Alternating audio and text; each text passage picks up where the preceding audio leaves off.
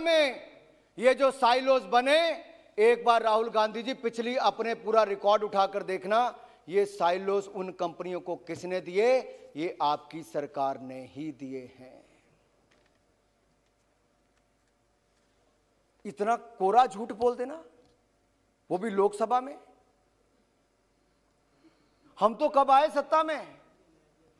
5 साल हुए, लेकिन सभापति जी 5 साल पहले जब हम सत्ता में आए तो देश की हालत क्या थी? India was among the fragile 5 economies of the world. दुनिया की 5 लड़खड़ाती चरमराती अर्थव्यवस्थाओं में से भारत था यूपीए के समय। लेकिन नरेंद्र मोदी जी ने ईमानदार सरकार दी, सुशासन दिया, उसके कारण दुनिया की पहली 6 अर्थव्यवस्थाओं में हिंदुस्तान को लाकर खड़ा किया। तो नरेंद्र मोदी जी ने लाकर खड़ा किया।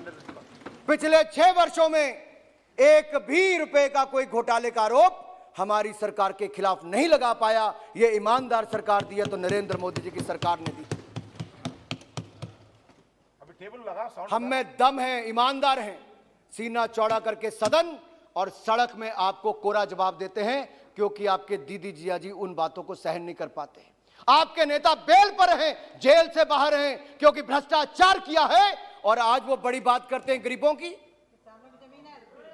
किसानों की जमीन लगे जहां पर उद्योग लगने थे, आपके अपने उस परिवार के ट्रस्ट के नाम पर दे दी गई। क्या क्या बोलूं मैं, एक परिवार के खिलाफ बोलना नहीं चाहता था, लेकिन जिस तरह से आज इस सदन का अपमान किया गया है, झूठ का पुलिंदा यहां पर जिस तरह से भाषण के रूप में कहा गया, ऐसे ही लोग हैं जो देश को बांटते हैं अपनी राजनीति के लिए। आज वो किसानों का दुरुपयोग कर रहे हैं अपनी राजनीति के लिए। इसका जितना निंदा की जाए उतनी कम है। हमारे बीकानेर में जमीन लेंगे किसानों की तो मेघवाल जी कह रहे हमारे बीकानेर में जमीन ले ली। अब मुझे नहीं पता किसने ली, जीजा जी ने ली या बहन जी ने ली। आप तो पुराने कलेक्टर रहे, आप बताइए किसने ली किसने नहीं ली। रॉबर्ट वाड्रा ने, मैं इसमें नहीं जाऊंगा। रॉबर्ट वाड्रा ने ली हमारे बीकानेर में किसानों की जमीन।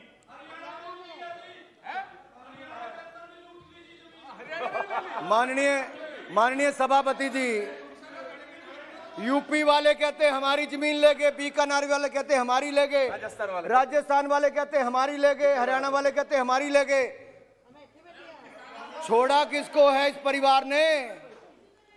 किसी को तो छोड़ा होता। और ऊपर चीन से पैसा ले लिया, ऊपर चीन से और पैसा ले लिया। देखिए, आज जब राजनाथ जी यहां से चीन पर अपनी एक टिप्पणी कर रहे थे, जो बॉर्डर पर, किस तरह से वहां से विरोध हो रहा था। खुशी होनी चाहिए थी कि मोदी है तो मुमकिन है।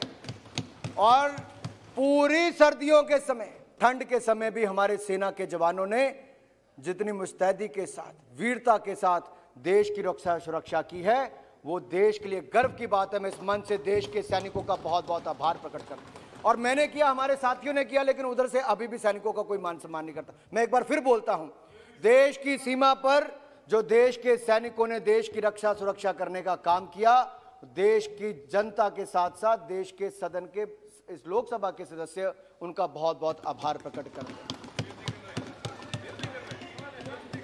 यही देश को दिखाना था कि एक एक व्यक्ति भी वहां से देश के सैनिकों का सम्मान करने के लिए तैयार नहीं। ये कोई राजनीतिक नहीं।